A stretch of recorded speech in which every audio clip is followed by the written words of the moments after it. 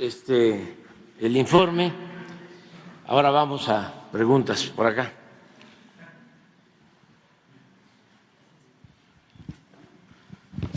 Gracias, presidente. Buenos días. Dalila Escobar, de Proceso.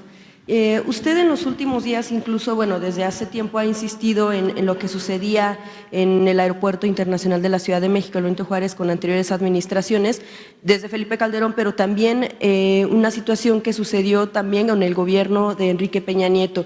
Y eso, bueno, pues da cuenta a un informante que estuvo trabajando para agentes estadounidenses y al mismo tiempo para un narcotraficante colombiano. Parte de lo que se publica en Proceso es que, bueno, justo agentes del Buró de Aduanas e Inmigración del Departamento de Seguridad Interior de Estados Unidos lavaron y sacaron de México millones de dólares en efectivo del narcotráfico mexicano y colombiano. Es precisamente esta persona, este informante, quien da cuenta de todos estos hechos, pues mostrando también algunas de las transacciones, algunos de los correos electrónicos que se intercambiaban a la par que él trabajaba para este tipo de evasión fiscal, para desaparecer millones de dólares que eran pues utilizados por el narcotráfico, pero también llevados y decomisados, entre comillas, por agentes de Estados Unidos para que realmente no se supiera dónde estuvieran mediante transacciones hacia China, Taiwán y otros lugares del Oriente. Lo que dicen también es que, bueno, pues en algunas de las declaraciones de este informante es que él, bueno, como abogado especializado en cobros internacionales, en realidad era, como le decía, evitar pagos al fisco y lavar dinero. Este dinero proveniente del narco pues era llevado a otros países. Algunas de las operaciones que menciona este informante, bueno, se llevaron a cabo con algunos otros participantes que firmaban como parte de empresas fantasma, es decir, estos agentes pues fueron también parte de todo este entramado que se tuvo en el aeropuerto, que esto sucedió de 2012 a 2019, fue detenido, estuvo en Estados Unidos y ahora, bueno, pues está escondido en México y que, bueno, lo que él menciona es que seguramente con declaraciones como las que da, pues teme por su vida. Sin embargo, él también fue parte de esta situación que se dio en aquel entonces, estamos hablando también del gobierno de Enrique Peña Nieto. Quisiera saber y preguntarle, presidente, usted con todo este análisis que menciona que se ha hecho en el gobierno desde que llegó, ¿qué encontraron en torno a esta participación de agentes que incluso se les solicitó pues alguna declaración y pedían que se hablara con la oficina de prensa en aquel sitio en Estados Unidos? Preguntarle qué es lo que encuentran, qué es lo que analizan, cómo lo han manejado con el gobierno de Estados Unidos cuando no solamente estamos hablando de cuestiones de narcotráfico o de policía federal en aquel entonces, sino también de agentes de Estados Unidos. Bueno, ha habido un cambio. Cuando inició el gobierno, tomamos decisiones que en ese tiempo no se entendían bien,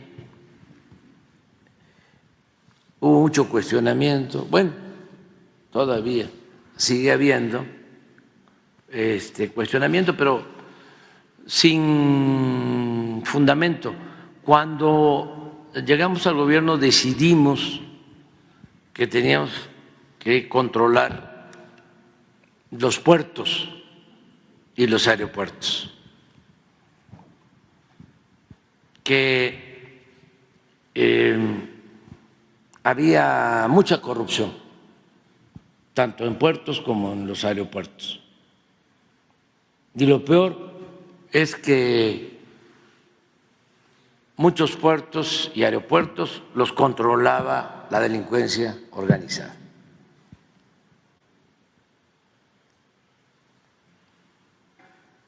Teníamos esa información.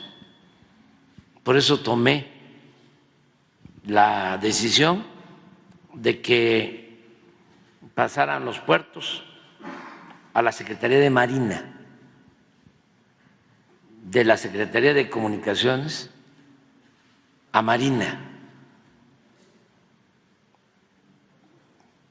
porque se requería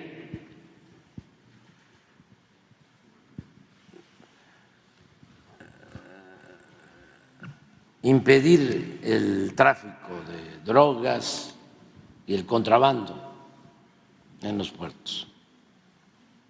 Y los civiles,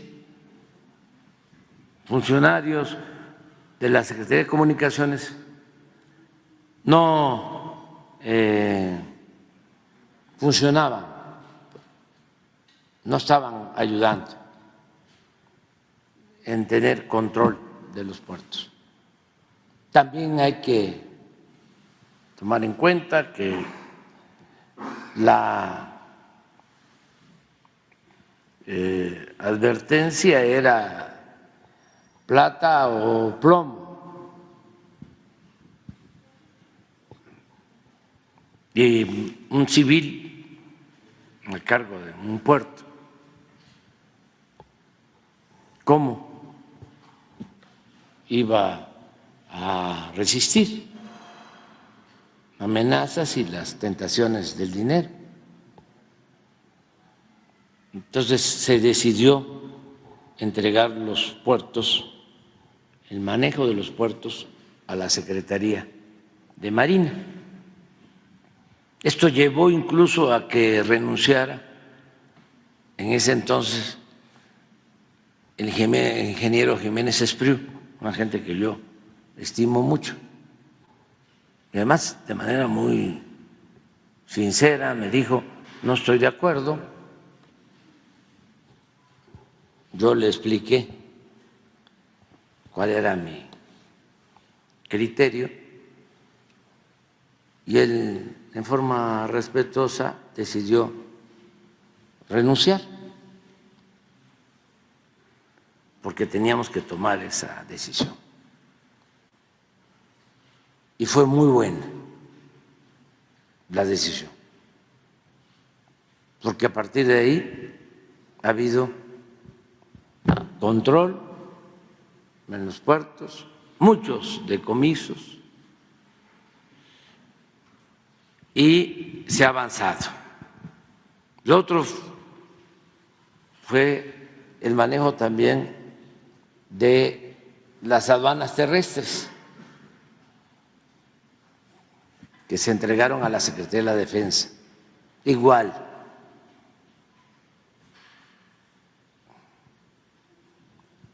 había la mala costumbre que los directores de las aduanas los nombraban los gobernadores de algunos estados del norte.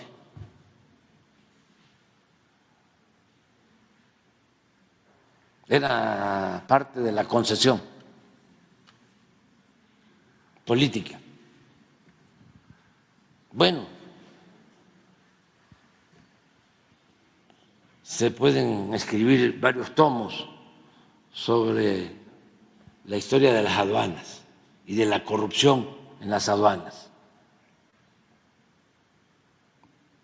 Entonces se decidió pasar el manejo de las aduanas también a las Fuerzas Armadas. Fuimos en su momento y seguimos siendo criticados, cuestionados, ¿no?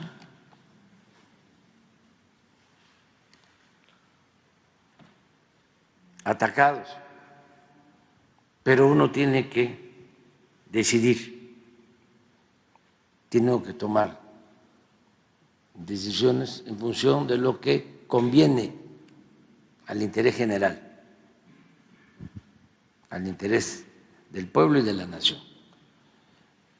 Y los aeropuertos igual. Era el colmo que el aeropuerto de la Ciudad de México estuviese manejado también por organizaciones criminales.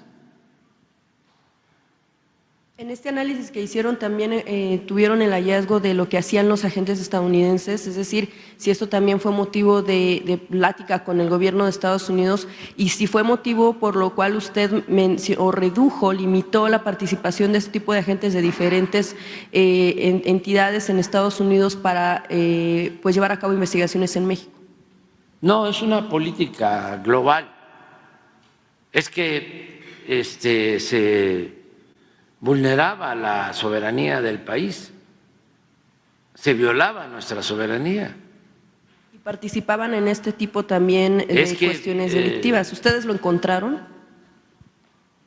Participaban en todo. Entraban sin pedir permiso, hacían lo que les daba la gana. Que no se nos olvide que los embajadores de Estados Unidos eran los que calificaban el comportamiento de las corporaciones policíacas y de las Fuerzas Armadas en México. Hay documentos donde los embajadores, cuando menos conozco uno, decían, esta corporación se porta bien, esta se está portando mal. Esta corporación la vamos a entrenar en Estados Unidos.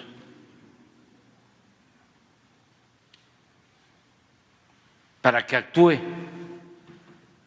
de acuerdo a nuestra información, a nuestra estrategia. Así fue durante el gobierno de Calderón, de manera abierta. Hay testimonios. Esto de que paraban el aeropuerto de la Ciudad de México, tenían el control completo del aeropuerto. Y esto no se puede hacer si no existe la complicidad de las autoridades.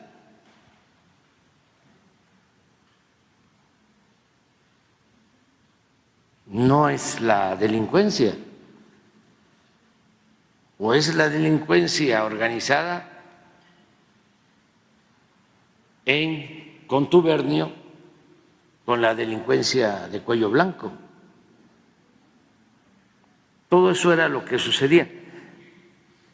Desde que tomé posesión dije, no vamos a ver hacia atrás.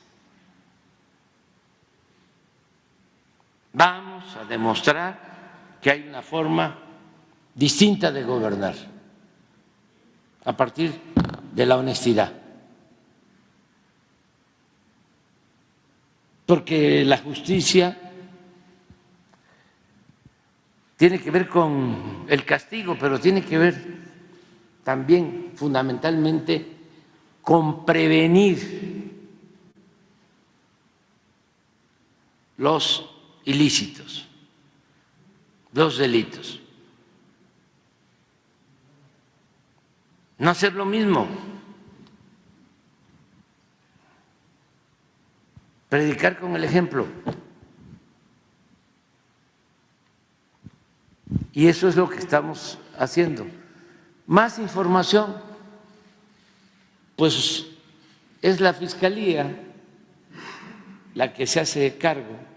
Pero México no estaría llamando a rendir cuentas a estos agentes y que pidan a Estados Unidos que rindan cuentas, porque fueron situaciones que se llevaron a cabo aquí en México. Incluso se dio la instalación de un centro cambiario de divisas para lavar este dinero. No estamos planteando eso. Estamos viendo hacia adelante que no vuelva a suceder. Por eso se llegó a un acuerdo de en qué condiciones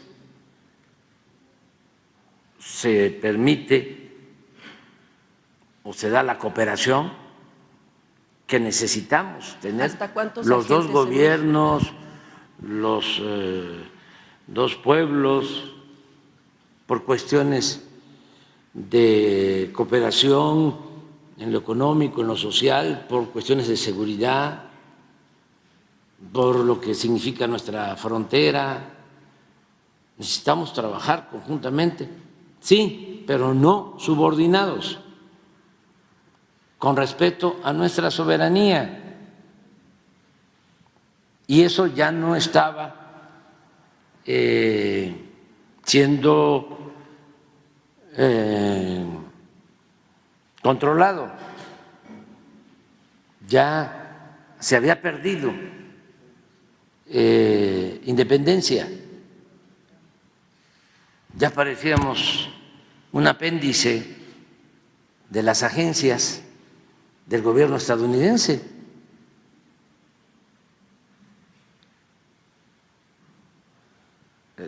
Tú hablas de esa investigación, ¿no? Pero si se tratara de abrir expedientes, ¿por qué se cerró en Estados Unidos el expediente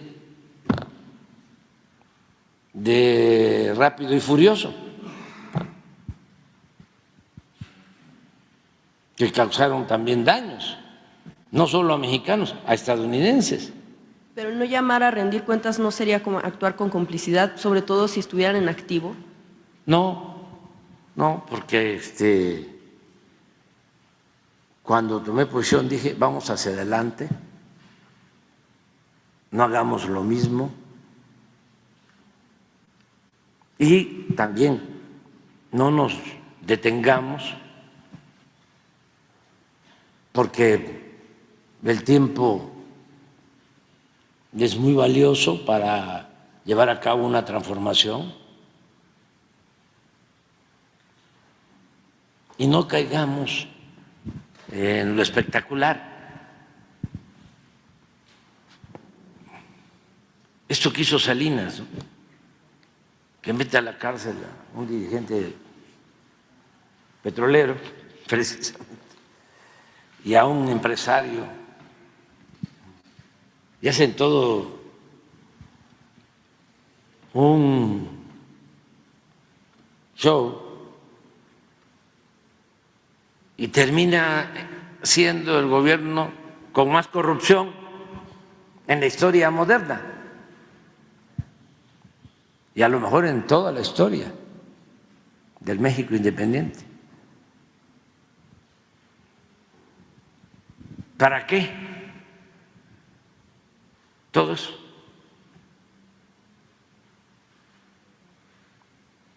Y así Zedillo mete en la cárcel al hermano de Salinas y termina convirtiendo las deudas privadas de unos cuantos en deuda pública, termina endeudando a México,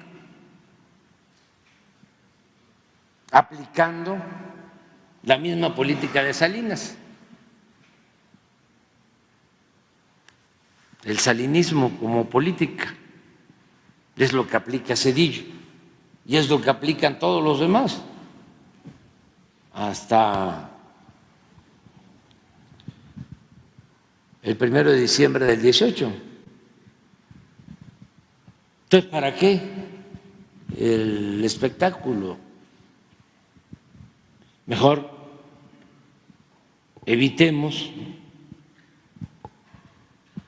que continúe el saqueo, que continúe la corrupción.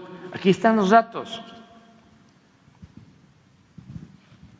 ¿Y por qué se gastaba tanto y se hacía poco?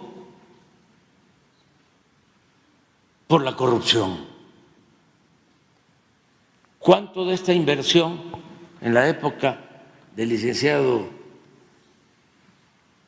Peña y de Felipe Calderón se destinaba a contratos de exploración y de producción de gas y de petróleo al norte del país o aguas profundas,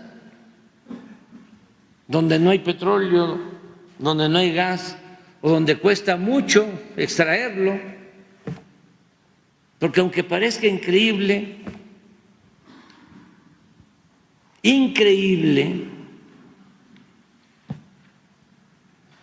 no les importaba extraer petróleo ni gas.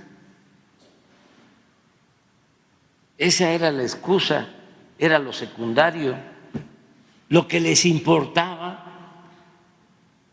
aunque parezca increíble, repito, eran los contratos jugosos